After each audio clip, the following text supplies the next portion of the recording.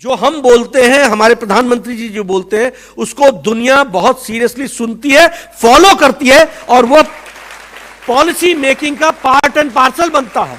ये हमको ध्यान में लेकर के चलना चाहिए। और इसलिए प्रो प्लैनेट अप्रोच, ये सारी चीज़ों को हम लोगों ने देखा है, किया है। रशिया के फॉरेन मिनिस्टर ने प्रधानमंत्री जी को पावर हाउस कहा, he is a power house. उसी तरीके से पुतिन साहब ने कहा कि Modi ji is an ice breaker and he pursues an independent foreign policy which is in favor of India.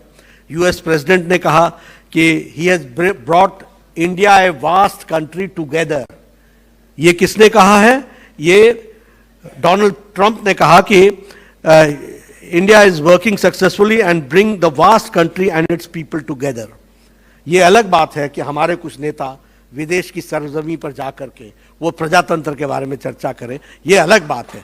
लेकिन दुनिया के नेता भी सारे देश को साथ लेकर के चलने की कला ये मोदी जी से सीखे, ये बात कहते हैं, ये भी हम लोग को ध्यान में आता है। उसी तरीके से जो बाइडेन ने कहा कि इन कोविड-19 में जो हैंडलिंग हुई है पेंडेमिक की, success proves that democracies can deliver. That means that Joe Biden understands that in India democracy is flourishing and it is working in the best possible manner. और हमारे नेता यहां से दूसरी जगह जाकर के दूसरे देशों को बोलते हैं, क्या बोलते हैं? वो भी शब्द भी बड़े जोरदार हैं।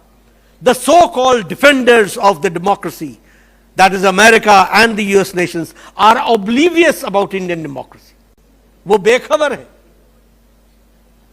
यानी आप उकसा रहे हो कि खबर मैं देता हूं, चलो आओ।